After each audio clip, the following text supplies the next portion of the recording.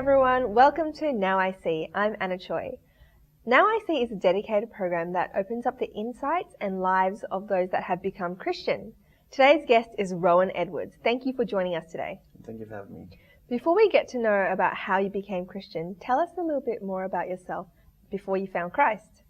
My life before I came to the church was I wasn't very. I was very sick.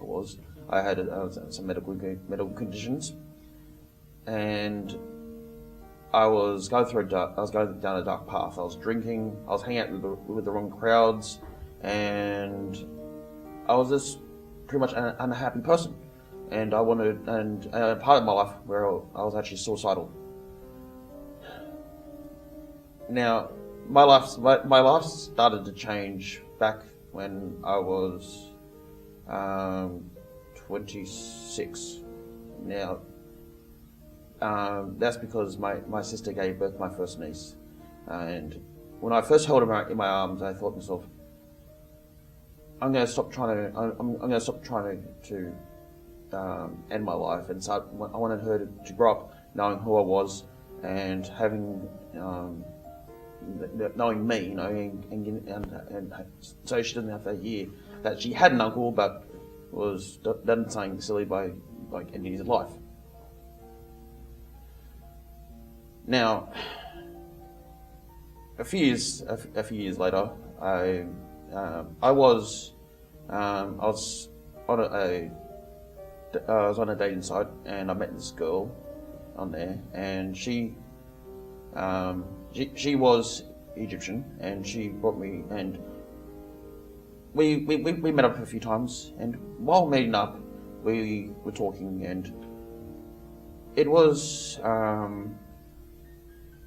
she was telling me a bit about the church, and on the fourth date, I think it was, she wanted me to meet Father Jacob, and mind you, just so you know, I didn't grow up in church. My family didn't bring me up reading the Bible. I went to a church when I was younger, like 4 or 5, but since I had asthma, I couldn't exactly stay. So tell me a bit about your upbringing and your family and how they changed you. Well, my family Church of England. Now, when I was younger, I was baptised into Church of England, and for the first few years, I did go to church, but the problem was the women in the church used to wear really overpowering perfumes, and since I'm an asthmatic, I couldn't exactly. Anyway, so after being rushed home to jump on my nebulizer because I couldn't handle all the me coughing, they stopped me from going to church. So I never read the Bible, and I didn't really know much about Jesus or God or the Virgin Mary or the Holy Trinity until my very first camp. So how did you become an active Christian, and what was the motive of your change? Well, that's rather funny actually. Originally it was a girl, but after the reason why I chose to become change to Christian was because the very first time the girl that I met online, I met a girl online, and we met up, and she wanted me to meet Father Jacob, and we just started talking, and she told me a lot about the church, and I was like, this is interesting to me, like I was actually rather keen on knowing all about it. And she said to me, well, how about us have a time and we can go together? I was like, okay, great, that's cool.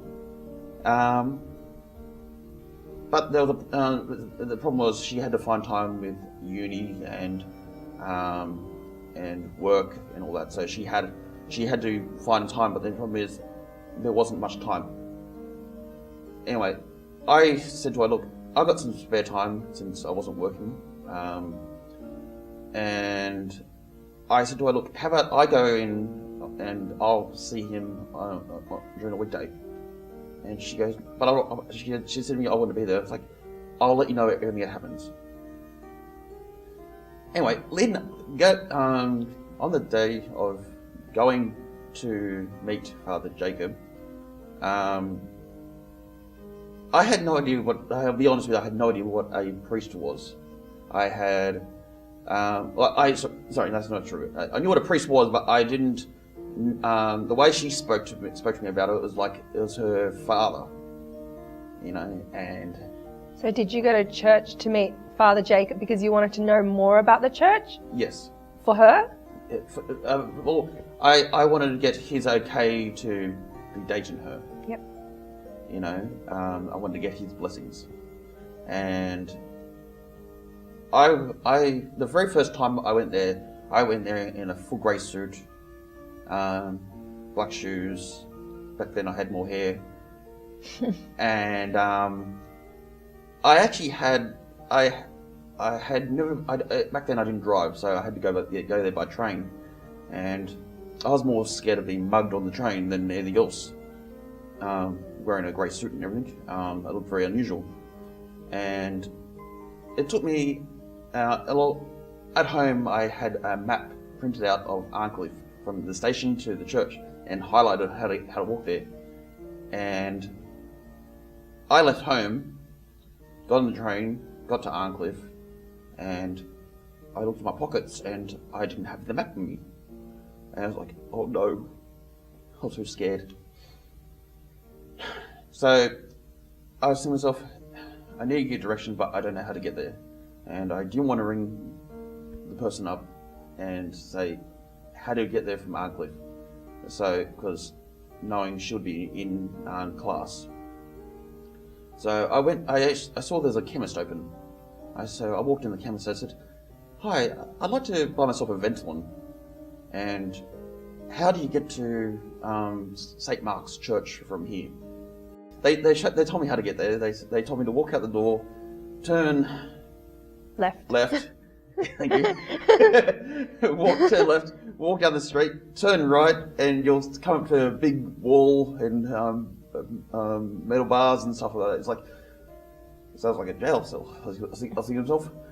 Anyway, once I saw the park, I had a fair idea because I remember on the map there was a park in front of the church, and I walked down the alleyway, down the street, and heading towards the park, and I came up to the Arabic church. Now, the very first time. Now, this has been first time you've walked into church in years? Yeah, pretty much. Because it wasn't. I didn't just walk in there. I actually froze at the front door. It took me half an hour to 45 minutes to walk inside the church. What was stopping you from opening the door? Yeah, the doors were open. I was standing there, and the only reaction I was doing was I was actually leaning forward, looking in either side, then lean back. Because I was actually too scared. But a woman, I don't know who she is to this day.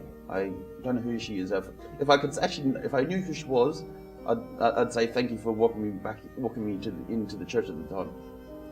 And she comes up to me, and she comes up to me, and I was actually too scared. I was actually looking down the ground. And she goes, "Hi, you alright? You look a bit lost." I was like, "Yeah, I'm here to see a Mr. Father Jacob." And she goes, "Father Jacob's actually doing a mass at the moment. If you want to come in and wait, you can, or you can come back in about an hour and a half's time, and come back after mass is finished." And not thinking with a clear head, I actually came in and stood at the back of the Arabic church in front of the candles, and just waited there for an hour and a half. Just stood there. And I was perspiring uncontrollably because I was so scared. Because I didn't know what to expect. And after the mass, he walked up to people he shook their hands. He came to me. He goes, "Are you Rohan?" And he was like, "Yes." He goes, "Relax." I was like, and we sat down. He grabbed some chairs and he sat down. And he spoke to me. And he goes to me, he knew I was there. He couldn't remember he couldn't exactly remember who the person was that I was coming to see about. And anyway, we got to talking, and I remember walking there being scared. And after meeting Father Jacob and talking for about an hour... Relaxed, feeling relieved? No. No, actually, I was... I felt like I had a hit of heroin. I was high. I was really excited. Really high. I was high on life, and I was bouncing off the walls pretty much after that. And I didn't get much sleep for the next day or so, and because I was just really excited, and I actually came home singing, which is very unusual for me because I never sung before in my life. And I came home and I was singing, and even my own parents had noticed there was a difference in me. Soon after that, me and the girl, we broke up. And I tried to learn as much as I could about the Orthodox faith and online, but the problem was I could only go so far before it turned into Arabic, and then that's where I get stuck. So you did really enjoy the first interaction you had with Abuna Jacob? I did. I actually loved it. You know, I actually loved being with him, like sitting down and talking to him, and just talking to him. You know, it was exhilarating for me. It was. So you wanted to go back and see him again, obviously. I did, and we actually kept in contact, even though it took me about a year and I think a year and a half. I think it was.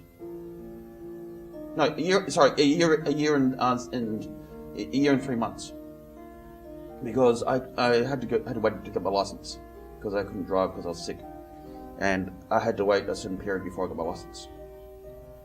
Anyway, so I was when I first came back to the church, which is I wasn't as nervous because I'd been there before, and I was excited because I was actually got to meet him and talk to him, and he saw me again, and I was walking up the alleyway of the Arabic church. He was walking towards me. He comes up, he gives me a great big hug. He goes, "Welcome back to the church." And then he pulls me back. He goes, "You're bald." And I was like, "Thank you, Father."